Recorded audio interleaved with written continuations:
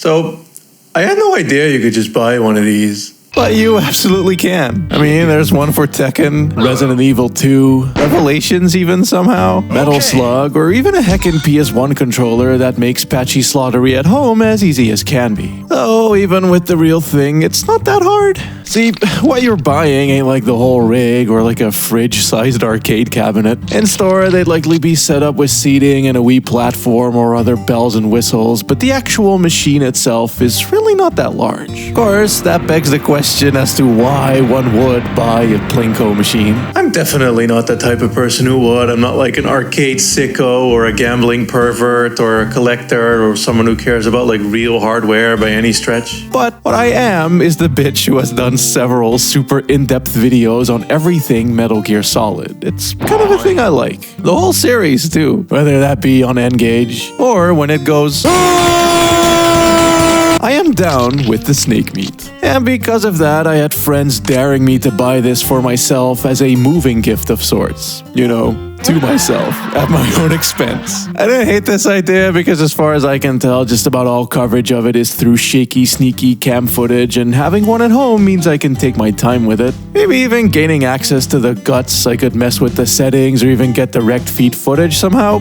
Who knows? I mean, that's what I was thinking at least, only then I never moved. And the housing arc happened, and before I knew it, I spent $700 on a big-ass machine I didn't know what to do with, hoping to God that it would fit inside of my tiny-ass apartment.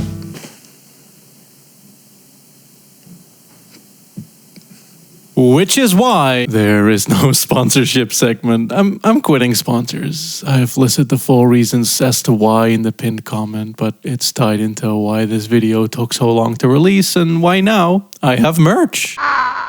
On the low key, still, I'm figuring things out a little. I have a video planned with a proper big launch and integration in mind, but that's still a couple of vids away, and I didn't want to just hold on to this for no reason the entire time. That said, if it's not entirely perfect yet, I'm sorry, but I do need to learn through doing, you know what I mean? Same with the sponsor regrets, but yeah. Anyway, merch, baby! While waiting for it to arrive, with it being held in Cock, Hong Kong, I noticed that randomly a Metal Gear Pupa AI was stalking the perimeters of my building. Shortly afterwards, I started getting sick for the first time in like a decade. Which I can only imagine was due to the hauntings brought on by Strangelove's dead soul still lingering inside, spinning me into a full-on delirium. Mate, it's fucking Pikachu! He's gonna score a goalie, fucking Pikachu, mate!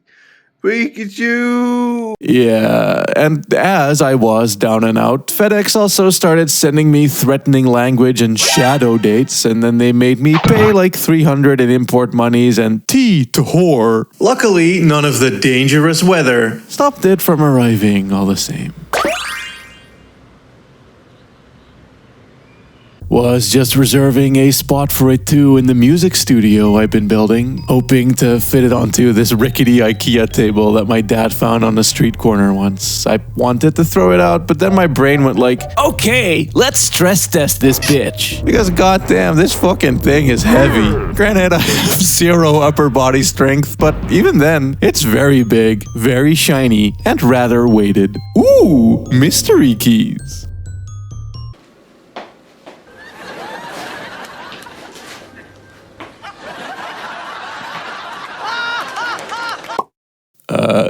Chapter, the next one. How to power this thing and like turn it on, cause so I sort of had it take up permanent residence in my music studio for a while when I decided it was time to schmove it aside and see what's going on back there. Now, for as far as me and Willem could discern, it did not come with a power cable. The label does say 100 volts, which would be useful if I knew what that meant, truly, and the seller said in the email, please use an AC adapter that supports up to 240V with this product, or use a transformer if you do not have one. But what do I even plug it with? With that in mind, I went to check out the keys and the letter on top to see what's inside of the mysterious package that came with it all. It is here that I'd like to mention that if any of y'all are wondering why I'm using an old camcorder, it's because of the way it perceives the light bouncing off of this key right here. I fucking love that shit. It's given like old LGR, ancient AVGN, good aura. Anyway, I had some friends look at the letter and it mentions it having settings for stuff like volume, which I believe to be very useful for home use. What the keys are for and that they installed a thing for it to not need coins, which is really cool and sweet. And the package was full of treasure, doubloons, piratey coins, yar! Also, it would seem Wimberly did have the right idea, as the power cable was indeed launched deep back in the hole. Being Euro, that does mean that I had to buy this intimidating piece of shit to use that cable with. I dig the little GameCube style handle and the scary warnings and how turning it on makes it emit camera defocusing radiative energies. Cool. Oh, that's just supplying the power. I don't see an on button nowhere, and all I got is 2 keys and a note I can't read further on my own. The first key I tried seems to open up the whole entire front cover. I mean, that's very useful, but also a little intimidating. Thankfully, the titular volume knobs are in here, which should be good, because again... And it also gives us access to this cute wee power button on the PSU and or subwoofer, which when flipped...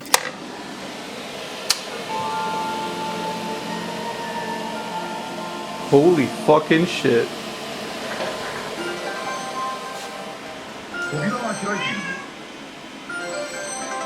Holy fucking shit.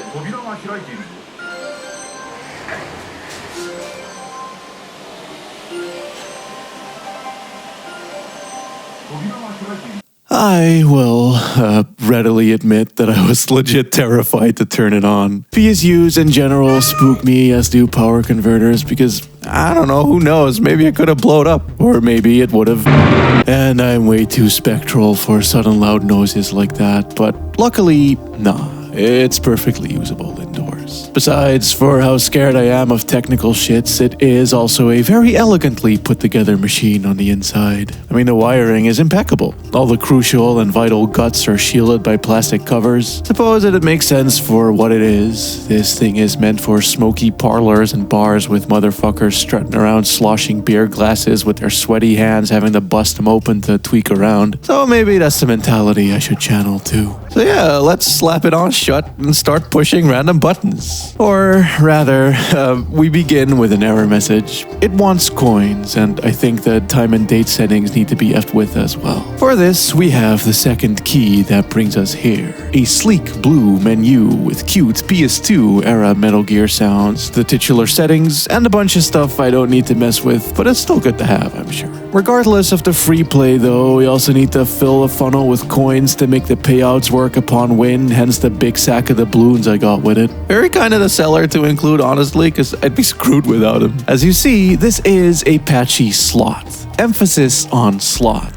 It doesn't do normal pachinko with the balls. It is truly just a Metal Gear themed slot machine. Like, the pachinko started off as this physical-ass thing with wooden boards, dropping balls down the plinkos horse style and betting on where they'd land. In time, this would transform into even flashier and glitchier machines and blah blah blah stuff about circumventing Japanese gambling laws with balls. At some point, these would mix with the American invention of the slot machine while retaining the fake money, not real gamblingness of pachinko, hence the Pachi in the name. It's just a cultural angle, really, as these ain't like real yen coins or nothing. But all the same, with some inserted, we now enter big fucking cutscenes time.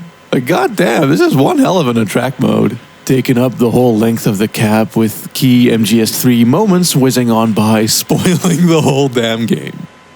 As the lights along the rims display colors corresponding, this rules, honestly. Consider me attracted.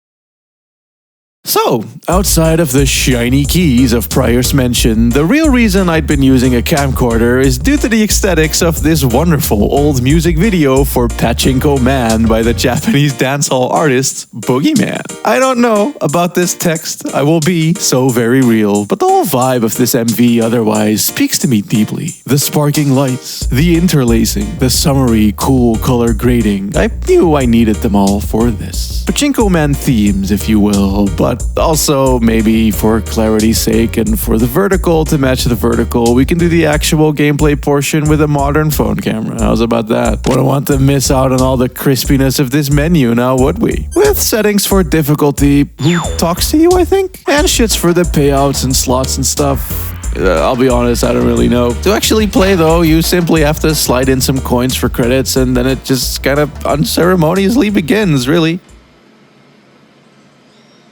With Snake quietly sneaking to the sounds of nature and the Pachislot's massive fan. No music, no blaring sound effects or lights. It's weirdly tonally in line with the original game.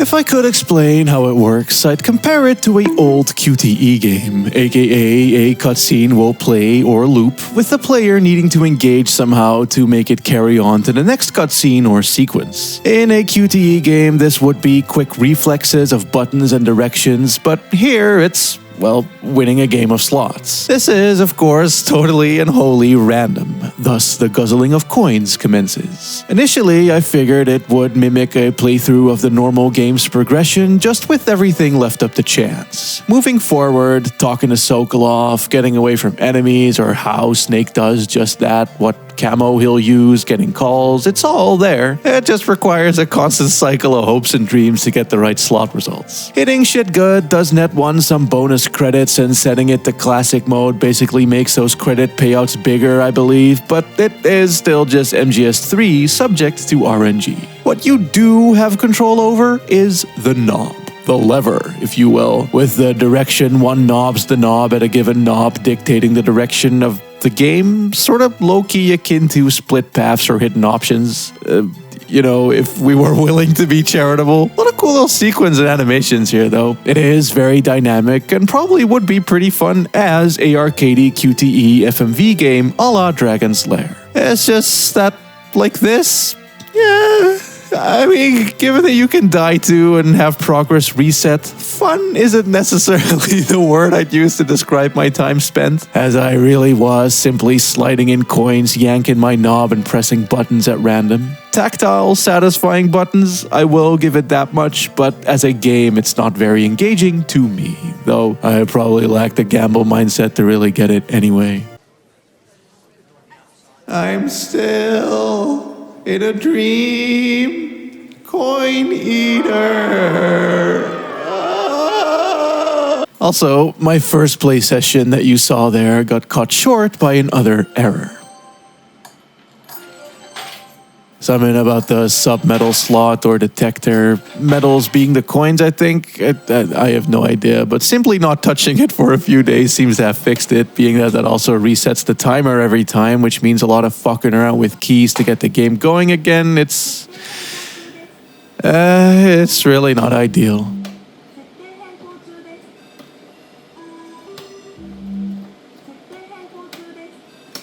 Oh my god, does that frog have giant balls? Kicking off my second play session, I was really struggling to get anything of value to happen. And with the more time I spend with it, the more I began to notice how the pretense the opening attract mode gives is likely just a pretense. Thing is, unlike what I thought due to it, Metal Gear Solid Snake Eater Pachislot isn't so much a full playthrough of MGS3 as it is a totally random string of events, equally as random as a dice roll of slots.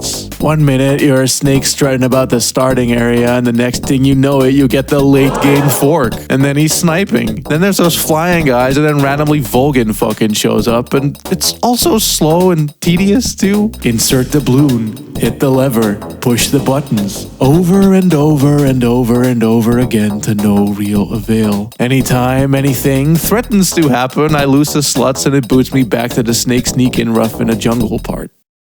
Also, what do you mean? It just has the music from the goddamn PS2 game, you lying pieces of shit. Far as I know, too, this was not a popular machine. I take it the crossover between patchy boomers and MGS fans being minimal at best didn't help its case, but also this snake meatless, repetitive arm strain of an experience really does not make for a winning formula either, if you ask me. Like other gacha games or slots or anything even remotely similar are super flashy, fast and loud. You're in the action. Things happen. Dopamine, motherfucker. But this, it's so slow and quiet. And where I think that's kind of cute and interesting, I really only truly would have messed with that if it actually was a playthrough sequence of the story of the game itself with noticeable progress. But of course, we don't get that. as the only progress it cares about is increasing the volume of money in its tummy. Thus, it is an endless loop of cutscenes and repetitive actions, meaning that there might not be no real point in me trying to get a HDMI feed going from it either, as there isn't a full game playthrough for me to capture and upload per se, or if there is, I sure as shit don't want to spend the time to get it. Maybe there's a way to retrieve the cutscene data files from it somehow, but I have no idea how to even begin to know how to do that. I mean, I'm the bitch who's afraid of the power button, let alone its actual guts. So, if you're some archivist sicko who happens to live in the Netherlands, I don't know, I'll sell it to you cheap, just take it off of my goddamn hands and you figure it out. Bada bing. Then again, the note said free play, but seeing as the errors in the time settings reset after a day or two of inactivity, I'm gonna say that it was not set to free play, actually. You know, if the amount of silver I had to drop into its hole wasn't enough of an indication. So, maybe somewhere that should be a setting I could toggle to, but honestly at this point, I just think I'm sort of good. It is, I guess, a little funny in like a sad way that I spent months researching and preparing for this thing, only to use it for like, 30 minutes and then realizing that gambling sucks when you have no stake in the game. Too bad, I guess.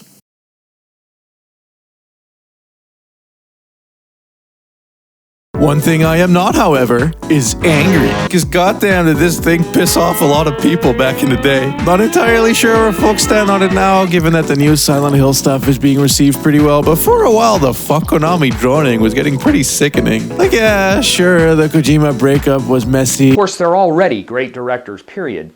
But they could easily direct the next Shrek. And the working conditions at least sounded rough based on the sources people had back then, whatever those even really were. And that's, I guess, justified to be upset at if that's true, but also that's just kind of like the games industry in a nutshell. I don't know about singling out one publisher or studios if they're uniquely bad, especially when that rage gets directed to whoever and wherever in not a particularly informed or constructive manner. Like, motherfuckers were getting mad at games or people making said games when they had absolutely nothing to do with anything, or just seeing the railing on as entertainment and not much else. And this Pachislot, alongside the Silent Hill one, for a bit were almost seen as if the poster children for everything wrong with Konami, according to said rage gamers at the time. Now, as I've made clear, I did not have a good time using this thing, but having it just sitting here in my living room, it feels so unassuming, like it's just a little guy. And moreover, pachinko stuff is entirely the norm in Japan as well. Everything, and I do mean everything, gets a pachinko machine.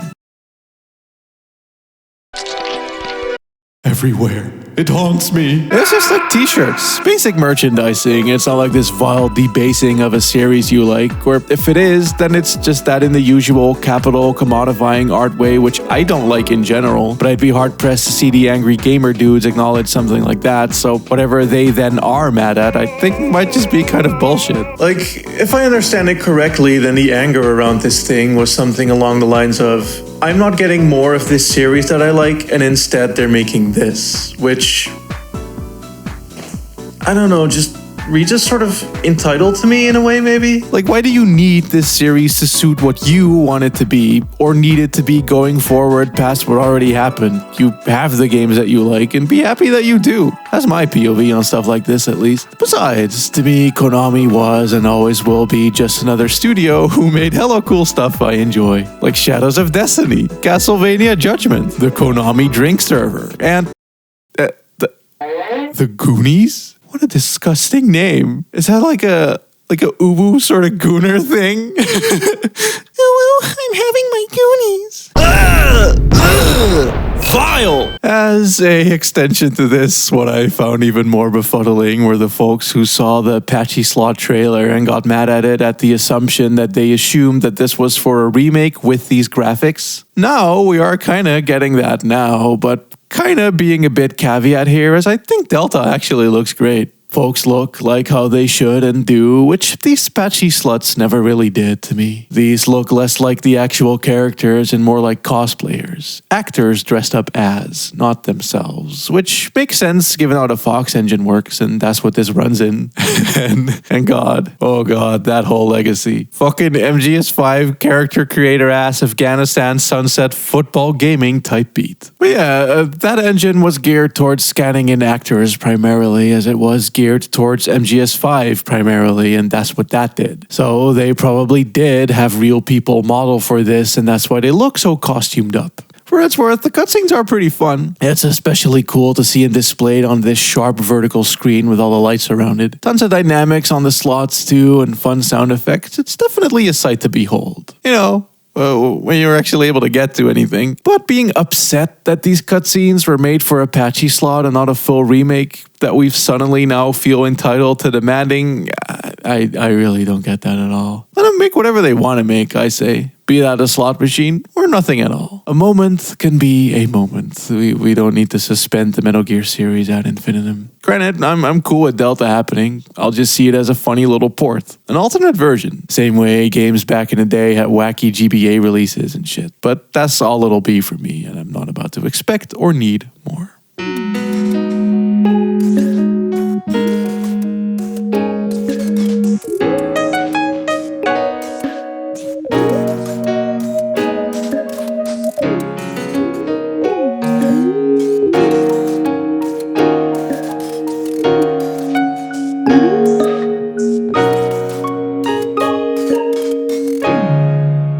Anyway, the whole like money angle was honestly just a fun thing for like the title or thumbnail, and it wasn't really a problem at all, honestly. And I just kind of had fun making this video, really. And with folks donating to me on Patreon, the expense wasn't that bad either. It is really nice, actually, to be able to do something so different like this. Hella on-camera stuff, talking about a physical object in ways I never really get to. Really changes the dynamics of how you edit too, and there's no hours of gameplay to sift through. It was neat. And I can't thank you all enough for enabling me to make moves like that. And shoutouts to all my friends who aided me as well. Hazel and May, who kind of convinced me to buy this years ago at this point. Luna for hella help translating just about everything and doing the research in Japanese I couldn't do and would probably have been too lazy to do even if I could. Here's Twink Mario. I know you just love Twink Mario.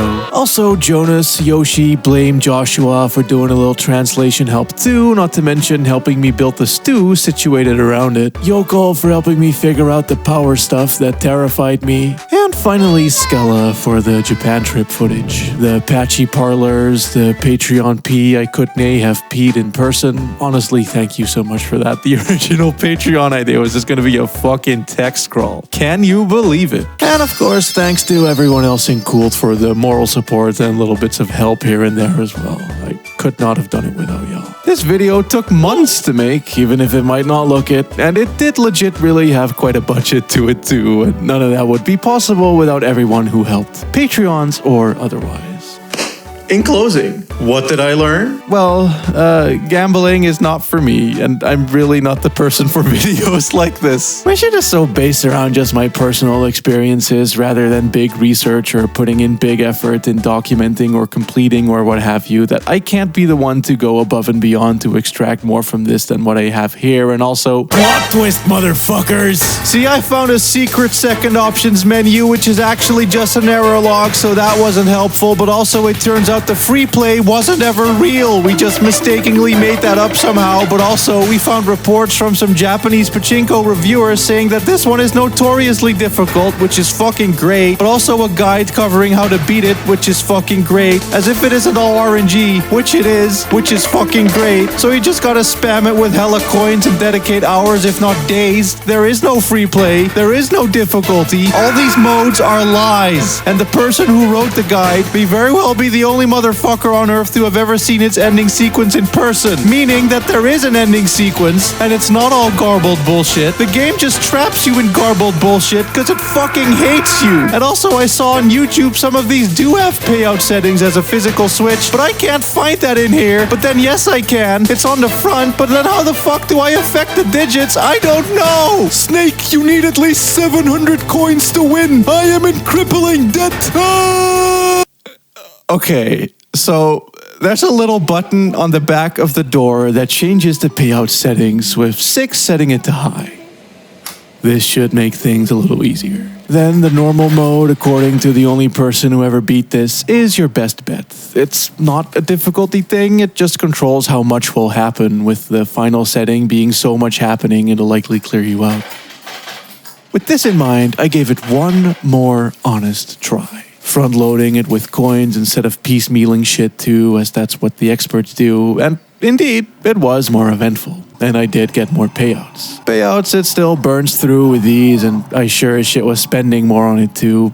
Hell, it took me a full 20 fucking minutes of repetitive actions and sequences to get a proper little event going. Ocelot holding Sokolov hostage. Hella dudes, tension, action, music, graphics. I was actually feeling it. Going so far as to double team guzzling and rolling as to keep the pace going. Shit was, dare I say it, fun. Only to then get to the final bit, where you get one shot, one chance left to RNG, upon which for it to decide, no. And then it reset. Fuck off. Yeah, I was fucking done. Something, revolver, Russian roulette metaphor. I don't know. I truly gave it my all. The fact that it can kill you, credits aside, to trap you in endless jungle purgatory fucking sucks. Trial, error, and a lot of patience I don't have could get a player through this, but my brain ain't wired for that. As I was saying though, I really did have a great time making this video. Very different from my usual, from my POV, and a cute little journey to go on. Not to mention that I spent my whole ass career putting pretty render bitches in the thumbnail, only for now, suddenly, me getting to be the pretty render bitch in the thumbnail. That's so rewarding, I don't even know. Full circle moment. Shout out HRT.